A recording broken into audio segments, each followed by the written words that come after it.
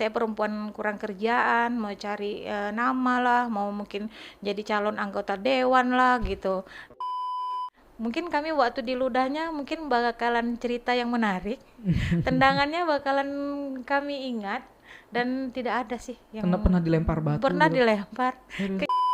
Dia pun tidak paham dia berbahasa Indonesia, cuman dia peluk aku, dia bilang, dia pukul, dia mungkin mau bilang teruskan perjuangan karena mungkin di luar sana banyak Pak Usman lain yang nanti akan tersenyum bahagia. 96,5 Riz FM, number one radio station in Serdang Bedagai. Halo, assalamualaikum warahmatullahi wabarakatuh, sobat Riz FM, para subscriber dari channel YouTube-nya Radio Indah Suara. Kali ini di kesempatan ini Dharma hadir lagi untuk memandu program acara podcast kita, tentunya di Let's Talk Riz the Podcast. Tuh saking tepuk tangan. Saking lamanya kita nggak jumpa ya sobat Riz FM. Terakhir kali kita podcast dengan fans Radio Indah Suara, ada Bang Lumi. Kemarin tuh kita ngebahas tentang hal-hal yang seru. Nah, kali ini nggak kalah serunya karena di ruangan kita, di ruangan podcast kita, Dharma udah kedatangan satu narasumber yang luar biasa. Aku bisa bilang ini seperti angel without wings, bidadari tanpa sayap. Luar biasa, ada Ibu Teti Haryani Panjaitan Escape. Halo Ibu, Halo. apa kabar Ibu? Alhamdulillah sehat. Alhamdulillah sehat ya Ibu ya. Ibu punya satu klinik yang mana klinik ini dinamakan Klinik Cahaya Hati. Nah, sobat Riz FM, sebelum kita ngebahas lebih lanjut tentang apa yang ada di Klinik Cahaya Hati itu, Dharma pengen memperkenalkan ke kalian tentang ibu yang luar biasa ini ya sobat Riz FM. Untuk informasi sobat Riz, Ibu Teti Haryani Panjaitan Escape ini merupakan seorang perawat ya Bu ya, yang juga dinas kesehatan di Puskesmas Sialang Buah ya Bu ya. Kemudian beliau itu mendirikan satu klinik yang berfokus kepada perawatan orang-orang dengan gangguan jiwa dan juga orang-orang yang butuh rehabilitasi. Wow, luar biasa. Ibu, apa yang membuat Ibu termotivasi untuk membuat klinik itu, Bu? Membuat sebuah klinik dengan concern utama untuk merawat orang-orang atau saudara-saudara kita dengan disabilitas mental. Oke. Saya adalah seorang perawat yang di desa dekat pesisir pantai, di mana kebiasaan di pesisir pantai itu banyaknya orang-orang yang menggunakan narkoba, dan dia tidak pandang umur, baik yang remaja, orang tua, bahkan anak-anak. Jadi di klinik saya, di rumah saya ada buka klinik di desa. Banyak ibu-ibu yang selalu berdatangan ingin bertanya, "Ibu, kalau saya mau bunuh diri apa boleh?" Dia bilang. Jadi saya tanya, "Kenapa mau bunuh diri?" Dia bilang, "Suami saya pemakai sabu, anak saya suka ngelem. Jadi di rumah itu seperti neraka. Kalau saya mati, kira-kira dosa nggak?" Dia bilang. Jadi ibu datang hanya itu, iya. Jadi saya bilang, "Hari ini bapaknya nggak kerja?" "Enggak Bu, nggak mau bangun gara-gara baru siap nyabu," dia bilang. Jadi saya kasih apa yang bisa kami bagi. Waktu saya membahas sama suami, karena itu bukan 1-2 orang, jadi sama suami dia bilang, "Ya udah bantu," katanya. Tapi waktu berjalan terus, banyak orang yang seperti itu dan orangnya bergantian. Saya bilang, "Kenapa nggak sumber masalahnya yang kita pecahkan? Nah, sampai kapan kita mampu membantu?" Dia bilang, "Sumber masalahnya ya narkoba," dia bilang. "Iya, kenapa nggak kita buat aja rumah singgah rehabilitasi narkoba?" Dia bilang, "Itu kan mahal." Enggak mahal," aku bilang. Datang dianya, suami bilang, "Terserahlah, kau yang paling tahu," dia bilang. Jadi terusnya berjalan itu, jadi saya buat rumah singgah rehabilitasi narkoba masa itu. Dan saya bina anak-anak kecil-kecil itu, saya buat rumah tahfiz Quran, tetapi dengan metode bermain yang menarik, sehingga anak-anak itu mau pulang sekolah itu bermain, dan mereka tidak lagi memakai lem yang biasa mereka pakai seperti itu. Jadi bukan hanya ayahnya, juga merambat ke anak-anaknya Iya, juga seperti itu di iya, sana ya Bu ya. iya. Dan Pas kita saya, mungkin tidak menutup kemungkinan ya Sobat Series FM, di beberapa wilayah dan daerah lain juga mungkin ada hal yang seperti itu Bu. Karena ini ada efek kayak gunung es gitu, di mana iya, atasnya benar. aja yang kadang kelihatan padahal di Iya, bawah jauh lebih banyak banyak, seperti itu. benar. Bu, saya tertarik nih dari statement Ibu yang mengatakan bahwa banyak ibu-ibu rumah tangga yang datang ke klinik Ibu awalnya hanya untuk sekedar sharing dan curhat. Mm-mm. Dari apa yang dicurhatkan, saya merasa mereka itu kayak terbebani dengan satu beban pikiran yang luar biasa karena situasi di keluarganya gitu. Ini kayak efek domino ya Bu ya, di mana seseorang yang melakukan justru berimbas ke orang Iya, lain. Di hal ini adalah pada saat kepala keluarga memakai atau menjadi pemakai, justru malah itu mengakibatkan ibu rumah tangga atau ibu-ibu yang ada di keluarga itu justru malah rentan depresi karena yes. keluarga. Oke. Bu, ada juga dari kalimat Ibu tadi yang mengatakan bahwa suami sendiri juga sempat mempertanyakan dari niatan awal Ibu itu sendiri ya Bu ya. Nah, bagaimana sampai dengan sekarang klinik ini sudah berdiri, orang-orang sudah banyak yang tahu, Ibu sudah melalui banyak tantangan dan juga penolakan-penolakan seperti itu kan. Ada nggak Bu yang bilang bahwa ngapain sih kamu buat kayak gitu gitu? Atau apa komentar orang yang paling menurut Ibu paling membuat Ibu down pada saat Ibu mau buat klinik Cahaya Hati ini? Oke.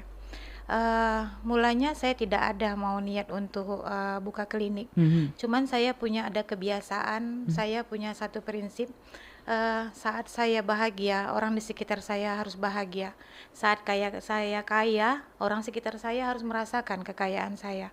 Dan saat saya bisa makan yang enak, kenapa orang sekitar saya ada yang tidak makan sama sekali? Jadi itu yang membuat saya dulunya sebelum buka rumah singgah ODGJ ini, selalu kalau dapat uang dari kantor yang agak sedikit berlebih, saya akan beli nasi bungkus yang banyak dan mengumpulkan orang-orang di jalanan yang mempunyai gangguan jiwa untuk makan bareng. Awalnya saya sembunyi-sembunyi, lama-kelamaan orang tahu dan orang selalu bilang saya perempuan kurang kerjaan, mau cari nama lah, mau mungkin jadi calon anggota dewan lah gitu. Tapi saya diamkan saja. Tapi mungkin waktu suami saya bertanya, mungkin dia tahu dari orang, dia bilang, kenapa kok suka kali ngumpuli orang gangguan jiwa? Jadi saya bilang, kan nggak apa-apa ya, masa kita makan orang nggak makan. Datang dianya, nggak urusanmu itu, nggak bisa, karena sudah nampak di depan mata. Jadi begitu melihat, dulunya saya selalu bawa orang gangguan jiwa yang dalam kondisi memprihatinkan, perempuan atau yang tua, saya akan bawa pulang. Nah, saya sembunyikan di belakang rumah. Ada pondok-pondok, saya ikat di belakang rumah, saya pasang kelambu. Tapi lama-kelamaan suami tahu dan dia marah. Jadi saya bilang, saya nggak tega ninggalinnya. Saya bersihkan, saya kasih makan. Bahkan kalau perempuan, orang gangguan jiwa di jalanan, saya bersihkan, itu berpotensi untuk dia akan dilecehkan oleh orang-orang melihat. Makanya banyak orang gangguan jiwa yang diperkosa di jalanan. Jadi saya bawa pulang. Dia bilang, ngapain itu kau urus? Aku bilang, saya mau bersedekah. Kalau mau bersedekah, bangun masjid, dia bilang. Bangun bagi anak yatim, dia bilang. Udah terlalu banyak orang bangun masjid, masjidnya besar, orangnya yang nggak ada, aku bilang. Jadi tandanya kok bandel kali, dia bilang waktu itu. Tapi terus-terusan kegiatan itu saya lakukan. Lama kelamaan suami bilang, ya udahlah, kalau memang kau mau terus buat kayak gini dan jangan mengganggu pekerjaan, kita buat satu rumah. Nah, jadi dalam satu rumah kecil orang gangguan jiwa itu saya buat di situ. Setiap hari pulang kantor saya akan lihat apa kebutuhannya gitu. Menarik nih Bu. Dari kesibukan Ibu sebagai seorang yang memang punya pekerjaan reguler gitu kan Bu, di Dinas Kesehatan, di Puskesmas Sialang Buah gitu kan, membagi waktu juga untuk mengurusi hal-hal yang tadinya dianggap orang sebagai apaan sih gitu kan Bu. Banyak orang yang memandang sedikit beda gitu kan dengan niatan dan juga tindakan yang Ibu lakukan. Sudah sejauh mana atau sejak kapan proses itu Ibu lakukan gitu? Dari tahun kapan, Bu? Ibu udah mulai untuk mengumpulkan orang-orang atau saudara-saudara kita dengan disabilitas mental tersebut gitu sampai ada kliniknya seperti sekarang. Oke. Kebiasaan mengumpulkan orang gangguan jiwa di jalanan itu dari dulu. Karena mungkin saya punya latar belakang terlahir dari keluarga yang memprihatinkan dan sering tidur di jalanan dulu waktu masa kuliah. Jadi begitu saya sekarang diberikan rahmat dan rezeki yang bagi saya sudah merupakan rezeki yang besar bagi saya. Semenjak keluar SKPNS itu gaji saya tidak pernah makan. Saya bagikan dengan orang-orang di jalanan sampai sekarang, dan alhamdulillah waktu berlalu banyak anak-anak muda yang mungkin melihat secara sembunyi-sembunyi kebiasaan unik saya dan mereka buat YouTube. Jadi yang buat YouTube saya itu adalah anak muda yang terinspirasi. Dia bilang, ibu aneh, boleh saya posting kegiatan ibu? Saya bilang nggak usah ibu. Dia bilang, kita bukan ria memposting, tetapi dengan kita memberitahu di luar sana, mereka paham bahwa orang gangguan jiwa yang ibu perjuangkan adalah suatu PR yang mungkin tidak pernah dilirik oleh pemerintah, tetapi ternyata banyak terlihat di jalanan. Jadi itu yang membuat kegiatan kami ini menjadi besar dan terlihat di mana-mana. Luar biasa. Ibu, sebelum kita bahas tentang hal yang jauh lebih kompleks, saya pengen tanya terlebih dahulu. Menurut Ibu, sejauh ini Ibu sudah menangani beberapa saudara kita yang bermasalah dengan gangguan kejiwaannya gitu. Apa hal yang mungkin membuat mereka sampai berada di posisi itu? Oke. Gangguan jiwa itu banyak faktor ya. Ada faktor depresi karena pekerjaan, putus cinta, kekerasan rumah tangga ya, broken home, atau penyalahgunaan narkoba, gitu. Apalagi sekarang di Indonesia narkoba sangat merajalela, ya kan? Sepertinya terlalu sering kita mendengar narkoba, tetapi pemecahannya tuh masih bingung kita bagaimana, seperti itu. Kita nggak usah bahas itu. Tetapi intinya setelah saya mendalami bahwa gangguan jiwa bisa kembali lagi menjadi manusia yang mandiri kalau kita dukung, kita rangkul dan kita obati secara tepat. Kalau orang-orang atau saudara-saudara kita yang dengan gangguan jiwa itu tadi dirawat dengan tepat, maka mereka punya potensi untuk kembali mandiri, Ya, seperti itu kembali ya, Bu, pulih. Kembali pulih. Ya. Optimisme dari seorang Ibu Teti Haryani Panjaitan yang luar biasa. Ya. Bu, pernah punya pengalaman yang kurang mengenakan nggak pada saat Ibu menangani saudara-saudara tersebut? Kalau kata mengenakan tidak, justru semua hamba Allah yang berhasil kami kenal dan sudah kami bina itu mempunyai keunikan masing-masing. Justru cakaran mereka merupakan suatu kenangan yang nanti bakalan kami akan tersenyum mengingatnya. Mungkin kami waktu di ludahnya mungkin bakalan cerita yang menarik, tendangannya bakalan kami ingat. Dan tidak ada sih yang pernah dilempar batu. Pernah dilempar, kejar-kejaran. Kejar-kejaran. Tapi begitu kami kumpul bersama dengan relawan dan bahkan bersama dengan ODGJ yang sudah pulih, jadi bahan tertawaan yang bahkan kami rindukan kita.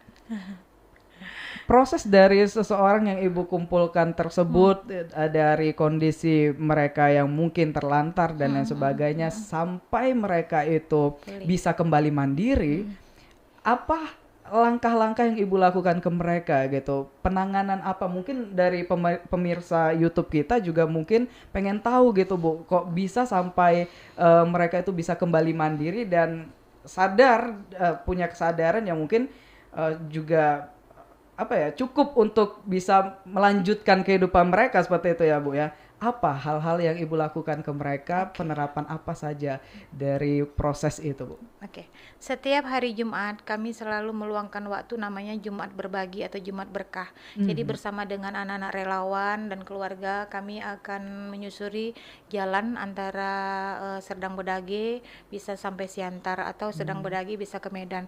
Kami akan menyusuri ODGJ yang bisa kita bawa pulang atau kita bersihkan di jalanan. Setelah itu kita akan bersihkan, kita rawat dan kita akan bawa ke rumah sakit pemerintah kita di Serdang Bedage untuk bertemu dengan psikiater. Setelah itu nanti mereka akan melakukan pengobatan, tetapi kita yang akan rawat di rumah singgah. Dan walaupun mereka tidak mempunyai identitas, jadi kita bayar sesuai dengan tarif umum dan obatnya pun kita akan beli Dari Ibu? dari saya. Wow, luar biasa, luar biasa. Ibu bahas tentang stigma nih, Bu. Ada pandangan orang yang mengatakan di luar sana bahwa kenapa ya orang dengan gangguan jiwa itu gak gampang sakit, seolah-olah mereka itu kayak punya kekebalan tubuh yang luar biasa, imun mereka luar biasa seperti itu, bahkan mereka kadang gak makan, tidur tanpa alas, tidur tanpa, mohon maaf, tanpa busana, terkadang seperti itu. Mereka gak ada tuh istilahnya masuk angin, kerokan, pijat dan lain sebagainya gitu, Bu. Stigma-stigma seperti itu di luar masih sering kita dengar, Bu. Nah, menurut pendapat Ibu setelah pengalaman Ibu beberapa tahun menangani orang-orang atau saudara-saudara kita dengan gangguan jiwa tersebut, apakah iya mereka tidak sakit? Salah. Mereka karena tidak ada pilihan. Wow. Nah, jadi sebenarnya kalau memang mereka bisa memilih, mereka akan pengen hidup seperti orang layak, punya pakaian yang lengkap, baju diganti setiap hari, mandi, mereka bisa tidur di tempat yang baik gitu. Tetapi karena tidak adanya pilihan, mereka harus terbiasa dengan apa yang ada, dan mereka dengan kondisi yang terparah. Jadi hal-hal kecil seperti masuk angin, pusing, itu bukan hal yang jadi masalah buat mereka. Seperti itu. Pada saat Ibu bawa teman-teman kita atau saudara-saudara kita itu ke rumah sakit dan dilakukan pengecekan kesehatan, ternyata memang ada beberapa keluhan ya, Bu ya, dari mereka. Mereka akan gatal-gatal, mereka akan gembung, mereka akan pucat seperti anemia, mereka akan ada batuk seperti itu. Tetapi mereka anggap itu nggak masalah karena bagi mereka hidup saja sudah syukur. Oke, baik, Bu. Banyak di luar sana saudara-saudara kita orang dengan gangguan jiwa yang terlantar dan mungkin belum mendapatkan perawatan selayaknya manusia. Bahkan mereka sendiri tidak punya identitas. Sejauh ini ada tidak, Bu, yang sudah Ibu tanganin seperti itu kan? Tapi tiba-tiba pada saat Ibu posting di sosial media banyak atau ada anggota keluarganya yang tahu, oh iya ini kan keluargaku seperti itu. Sering Seperti itu yang membuat aku ketagihan.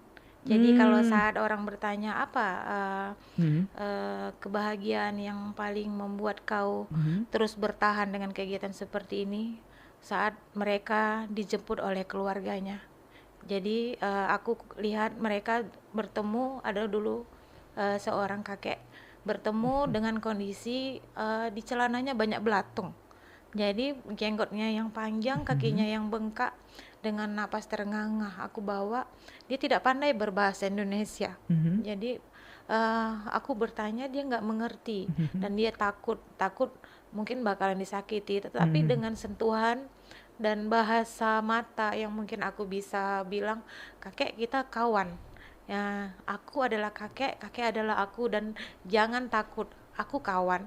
Waktu aku bersihkan pakaiannya, di dalam celananya yang terikat tali mati itu banyak ulat belatung yang mungkin dia buang air besar di situ tanpa bisa membuka ikatannya. Jadi aku bawa pulang,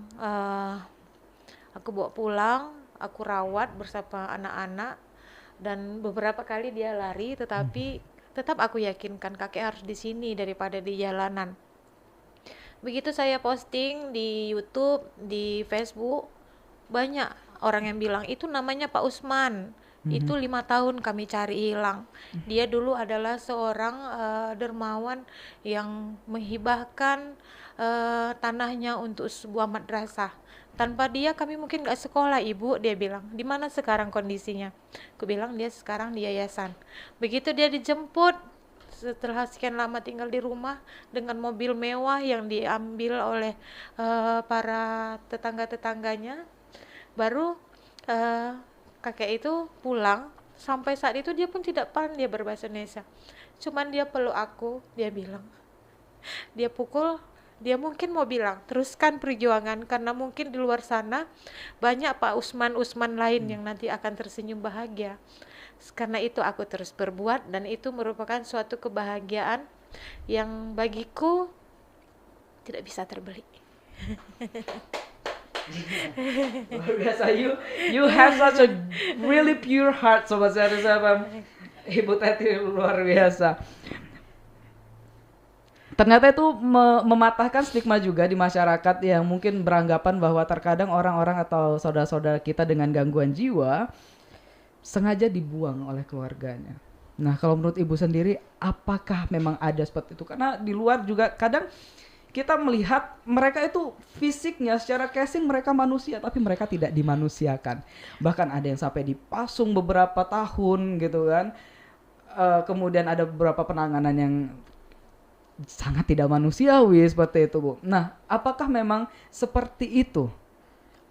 Kalau yang kami hadapi dengan adanya keluarga yang membuang itu, ada beberapa kali kami jumpai, dan sekarang masih tinggal di yayasan bersama kami. Tetapi kami tidak mau mengkaji kenapa dianya dibuang.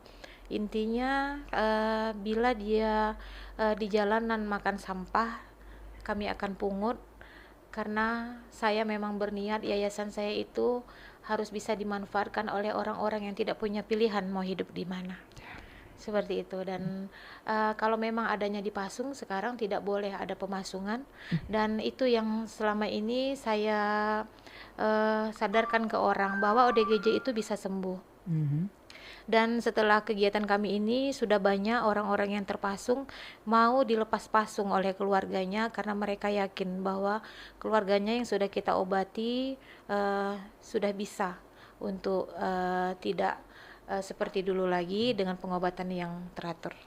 Ironisnya sekarang ya kan, Bu, dari pihak keluarga dalam tanda kutip terkadang membuang mereka, sementara tidak ada yang menampung. Bahkan negara sendiri tidak menampung mereka gitu kan. Ada banyak kasus di mana saudara-saudara kita tersebut harus tinggal di jalanan, harus survive dengan perjuangan dia sendiri gitu, tanpa adanya kartu identitas, hak-hak dasar yang memang menjadikan dia sebagai warga negara. Menurut pendapat Ibu, seperti apa dan bagaimana seharusnya?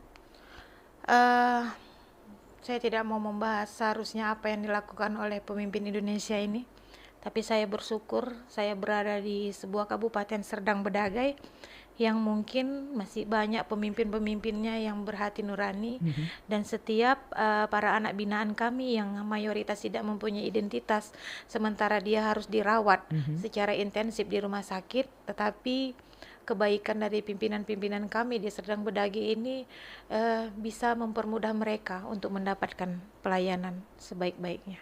Ada pernah tidak Ibu mengalami satu kebuntuan di mana niatan baik Ibu untuk merawat mereka terhalang sama yang namanya birokrasi dan juga aturan-aturan kenegaraan seperti itu, Bu? Di mana pada saat Ibu mungkin membawa saudara-saudara kita yang butuh pertolongan medis gitu kan, ternyata dimintai untuk nomor induk kependudukannya, identitasnya mana seperti itu. Ini asal usulnya dari mana? Ada nggak seperti itu? Ada beberapa kali awal-awal dulu kami merintis, tetapi setelah banyaknya postingan yang kita buat, orang makin mengenal, orang penasaran dan langsung datang ke yayasan. Sekarang ada beberapa owner rumah sakit, pemilik rumah sakit yang selalu bilang ke saya, Ibu Teti, bila ada masalah dengan anak binaan hubungi saya.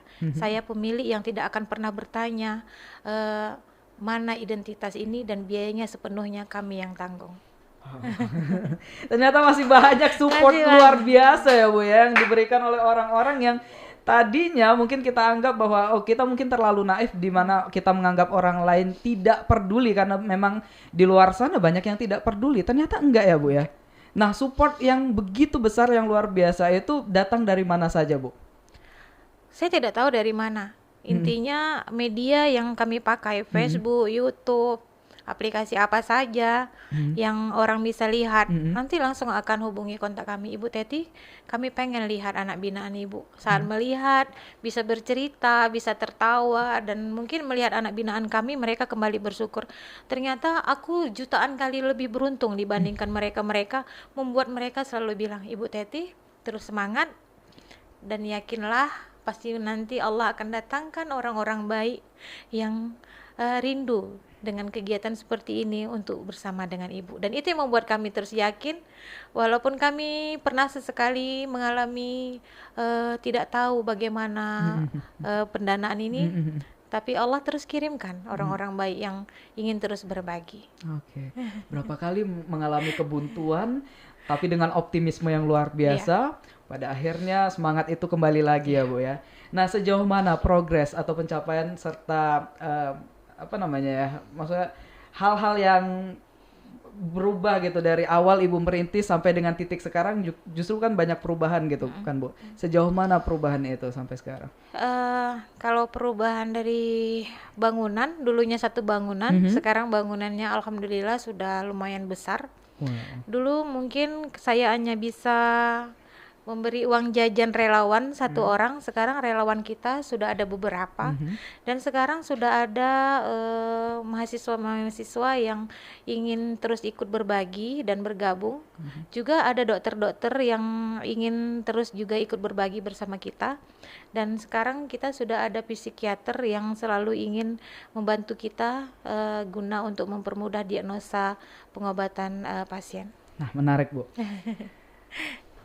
Membahas tentang orang-orang dengan gangguan jiwa pasti ada kaitannya dengan isu kesehatan mental. Nah, Ibu sendiri sebagai seorang perawat, apa yang Ibu bisa pesankan ke para pemirsa kita yang melihat YouTube kita, podcast kita di kesempatan kali ini, jika mereka dirasa mungkin butuh bantuan dengan isu kesehatan mental, mereka harus kemana Bu? Dan harus tindakan apa yang dilakukan pertama kali sebelum sampai begitu fatal? Oke. Kepada siapapun dan dimanapun, saya pemerhati UD Gizi berpesan, semua orang berpotensi untuk mengalami gangguan jiwa tanpa terkecuali. Walaupun dia orang sehebat dan sekaya apapun, sangat berpotensi untuk mengalami gangguan jiwa. Tetapi saat kita lebih mendekatkan diri kepada Allah dan yakin hari ini cobaan seberat apapun pasti akan terlalui, dan setelah hari gelap pasti hari ada terang, dan jangan pernah menganggap suatu masalah itu akan menghentikan suatu perjalanan hidup. Tetap semangat, selalu berpikiran positif, dan teruslah membina hubungan yang baik dengan orang-orang di sekitar Anda. Wow. Saya tertarik Sobat Series FM karena saya juga sering melihat beberapa, sorry, it's quite a little bit emotional. Ada beberapa postingan tentang foto-foto atau gambar-gambar di mana menunjukkan kondisi masyarakat Indonesia zaman masa penjajahan dulu, Bu, di mana mereka itu sangat-sangat menderita malnutrisi. Tapi kenapa masih bisa hidup? Ternyata menurut saya pribadi dan menurut banyak orang ya Bu ya, mereka bisa hidup karena mereka merasa ya udah, mereka bakal tahu dan yakin kalau besok mereka bakal dapat makan. Nggak apa-apa hari ini nggak makan, besok saya akan makan. Kalau besoknya lagi nggak makan, oh ya udah, saya hidup aja dulu, besok saya pasti bakal dapat makanan. Rezeki itu pasti akan ada. Optimisme yang luar biasa itu menjadi bahan bakar yang luar biasa untuk menjalani hidup. Sobat Series FM, mungkin itu saja podcast kita yang luar biasa juga kali ini bersama narasumber yang sangat luar biasa. Ada Ibu Teti Haryani Panjaitan, Escape. Mudah-mudahan apa yang saya sampaikan juga sama sih sebetulnya Bu. Saya ingin menyampaikan Ibu Teti, Ibu harus tetap semangat untuk menjalankan apa yang Ibu sudah mulai. Jangan pernah merasa putus asa dan jangan pernah merasa lelah ya Bu ya, untuk tetap berpartisipasi, untuk tetap peduli dengan saudara-saudara kita yang mungkin memiliki isu-isu kesehatan mental atau orang-orang dengan kondisi kesehatan kejiwaannya yang terganggu seperti itu. Bahkan Ibu juga sudah mulai merambat di apa tadi Bu? Narkoba ya Bu ya? Jadi rehabilitasi para pecandu narkoba seperti itu. Ini niat yang luar biasa, awal yang luar biasa. Jangan sampai terhenti di tengah jalan Bu, dan harapan kita semua mungkin ya Bu, mungkin setelah melihat ini Sobat Siaris FM dan kita semua, mudah-mudahan akan ada Ibu Teti Haryani yang lain yang akan memulai langkahnya dan tergerak untuk melakukan hal yang sama. Dharma pamit. Terima kasih banyak Sobat Siaris FM. Jangan lupa untuk share video ini jika kalian rasa ini menginspirasi dan membantu. Atau jangan lupa untuk subscribe channel YouTube kami di YouTube Radio Indah Suara, dan juga sosial media Ibu. Silakan Bu, di mana Bu? Jangan lupa subscribe juga YouTube Teti Nurse, dan semoga Rumah Singgah ODGJ dan Rehabilitasi Narkoba Yayasan Cahaya Hati bisa membuat insan-insan yang berguna menjadi lebih berguna lagi. Dan luar biasa. Dan mulai saat ini Sobat Siaris FM, mari kita memanusiakan manusia. Dharma pamit. Dadah, selamat menjalankan aktivitas kalian kembali Sobat Siaris FM. Terima kasih Ibu. Terima kasih. Luar biasa, Sukses setengah selalu. jam yang luar biasa.